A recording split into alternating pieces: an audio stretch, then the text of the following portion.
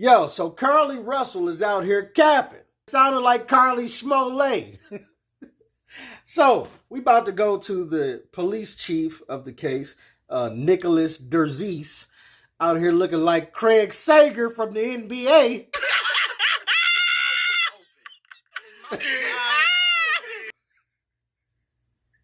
But he got some updates on the case, man. Let's get to it. We said from the evening of July 13th, our focus would be the safe return of Carlee Russell.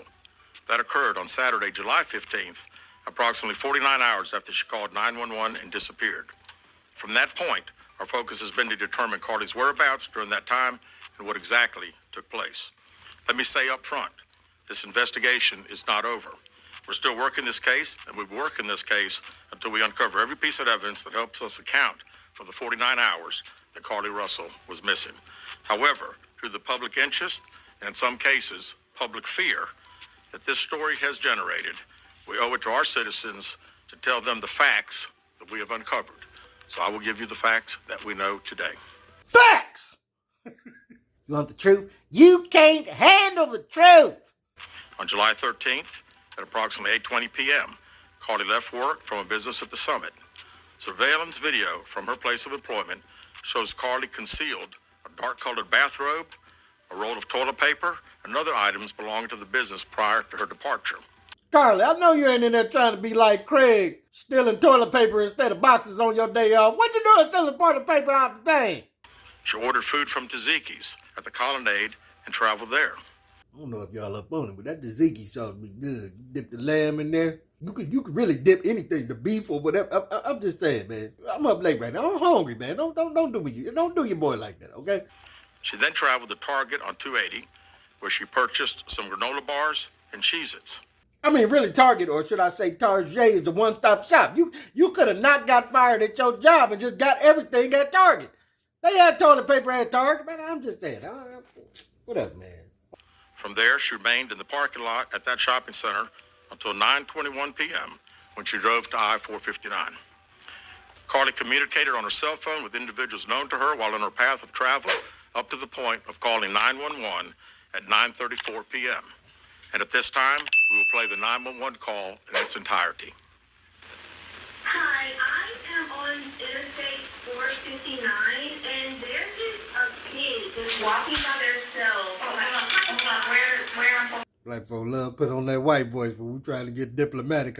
Hi, I just wanted to let you know I see a baby on the side of the freeway. Hey, baby.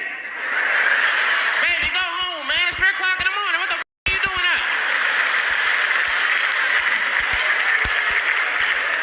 The baby said, I'm selling weed. Sorry. I'm right next to the exit 10 by the River Med, like to get off by the River Med. Okay, so you're before the exit? Yes. Okay, were you headed southbound or northbound? Like towards Tuscaloosa or towards 280? Towards Tuscaloosa. Okay. And was the child on the left or right side? On the right side. Were they walking northbound or southbound? They're walking towards Tuscaloosa. Walking southbound? Or how old do they look? Like a toddler, like maybe like 3 or 4. Did you pull over with them? Are you still with them? Yes. Okay, are you with the child right now? No, I'm not. I didn't get out of the car. I can see them though. Do you mind staying and keep an eye on them until we get there? Yeah, sure, yeah. Okay, what kind of car are you in? I'm in a red Mercedes-Benz. Is that a sedan or SUV? SUV. I mean, it's a sedan. Sorry. Can you put your hazards on for me? Yeah, they're on. Okay. Did you talk to the child at all, or did you say anything to them? No. Okay. No. Do they look like they're injured? No, they don't. Are they white, black, Hispanic, or Asian?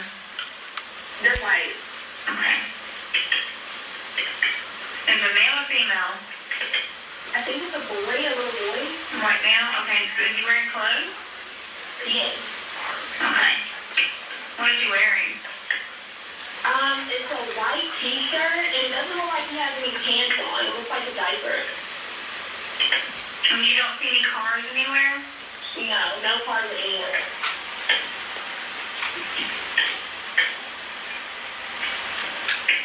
Okay. All right. What's your name? My name is Carlee Russell. And you don't see any injuries on the child from where you're at, correct? No, but I can't really see them that good. Okay. Try to keep an eye on them for the best that you can, because I don't want you to lose track of them. Okay. All right. And do they have shoes on? No, Shoes? not that I can see. I can't really see that one. Okay. All right. I've got them on the way, okay? Just try to keep an eye on them, but officers are on the way, okay? Okay, thanks. Thank you. Okay, bye. And so here comes Nicholas Derzis, police chief, to rip this story apart. He about to disassemble Carlee Russell's lies immediately, right here. Carlee called a relative after speaking with the 911 operator. She went missing during that conversation sometime after 9:36 p.m. Traffic camera footage was obtained which depicted this portion of the incident, and that footage was analyzed as part of the investigation in conjunction with the 911 call and cell phone data to accurately determine the time frame.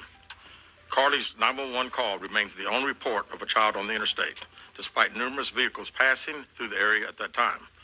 No one has called to report that a child is missing, and the Hoover Police Department did not locate any evidence of a small child walking down the interstate.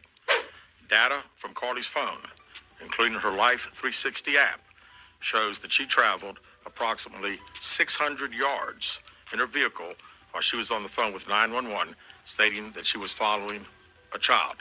600 yards.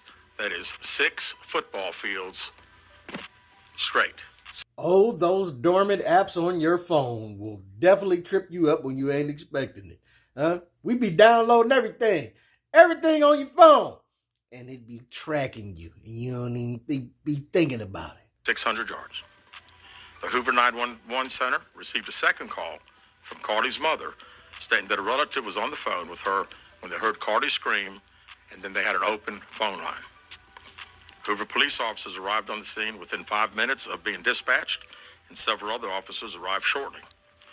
They located Carlee's wig and cell phone in the grass near the vehicle. Her purse was located in the front seat of her vehicle with her Apple Watch in the purse. The food she ordered for tzatziki's was also in the car. No, you didn't leave that tzatziki sauce with that lamb or beef or whatever out there. Could have gave that to you. Boy, I'm hungry right now. The items she purchased from Target, as well as the items taken from her place of employment, were not in the vehicle, nor were they located anywhere around the scene. Well, so you took that toilet paper. You out there doo-dooing in the woods, ain't you? Out there wiping and swiping out there in the woods. You trying to stay away from them leaves. I know what you're doing out there. You're trying to make sure you got some Charmin out there while you in. Hoover police deployed all available assets from the point in the search for Carlee. Additional resources were called in to include our own drone unit, crime scene investigators. Numerous detectives responded to the scene. Throughout the day Friday, officers from surrounding local and federal agencies assisted Hoover police in the search for Carlee Russell. Officers returned to the scene on 459 to conduct a thorough line search for evidence. K-9 teams from the Jefferson County Sheriff's Department responded to check for any sign of Carlee, the child that she claimed to see, and anything else that could be considered evidence in this case. Those searches all turned up empty. Private citizens, including search parties organized by her family, friends, began looking everywhere that they could to find any trace. These searches took place throughout the day Friday and again on Saturday, yielding nothing. At 10:44 p.m. on July 15th, the Hoover 911 Center receives a call from Carlee's residence stating that she returned home on foot. In subsequent investigations, detectives obtained surveillance footage of Carlee walking down the sidewalk alone prior to her arrival at her residence. She was conscious and speaking with paramedics when she was transported to UAB. Detectives were able to obtain a brief statement from her prior to being treated and released. During the statement, she told detectives that while traveling down the interstate, she saw a baby walking down the side of the road and called 911. She stated when she got out of her vehicle to check on the child, a man came out of the trees and mumbled that he was checking on the baby. She claimed that the man then picked her up and she screamed. She stated he then made her go over a fence. She claims he then forced her into a car and the next thing she remembers is being in the trailer of an 18-wheeler. She stated that the male was with a female. However, she never saw the female, only hearing her voice. She also told detectives she could hear a baby crying. She told detectives the male had orange hair with a big bald spot on the back. She said she was able to escape the 18-wheeler and fled on foot, only to be captured again and then was put in a car. She claimed she was then blindfolded but was not tied up because the captor said they did not want to leave impressions on her wrists. She said that they took her into a house and made her get undressed. She believes they took pictures of her, but she does not remember them having any physical or sexual contact. She stated the next day she woke up and was fed cheese crackers by the female. She said the woman also played with her hair, but could not remember anything else. At some point, she was put back in a vehicle she claims was able to escape while it was in the West Hoover area. She told detectives she ran through lots of woods until she came out near her residence. All I'm going to say is sometimes, I ain't saying all the time, but sometimes when people come with them over extravagant stories, be adding extra details here, there, and everywhere, they lying. I know, because I've been lying before. I did this before. I ain't did what she did, but I'm just saying, I done been lying, been adding extra little details to the story. You look at people in the face. I know they know I'm lying. I don't know. Hey, you ain't got no camera evidence. I'm sticking to my story. I said what I said. Unfortunately, Carlee, you got a lot of evidence that's stacking up against you. You can't say what you say when it's camera evidence and this, that, and other evidence and all of that, backing up everything against your story. I'm just saying. During this interview, detectives noted that Carlee had a small injury to her lip, and she claimed that her head was hurting. She also had a tear in her shirt. Detectives also noted that she had $107 cash in her right sock. Out of respect for Carlee and her family, detectives did not press for additional information in this interview and made plans to speak with her in detail after giving her time to rest. Detectives continue analyzing data from Carlee's cell phone that was left behind at the scene. We enlisted the help of the United States Secret Service in conducting this analysis. Part of what data includes several internet searches in the days leading up to her disappearance that I think are very relevant to this case. On July 11th at 7:30 a.m., the term, "You have to pay for an Amber Alert," was searched. On July 13th at 1:03 a.m., the day of her disappearance, the term, "How to take money from a register without being caught," was searched.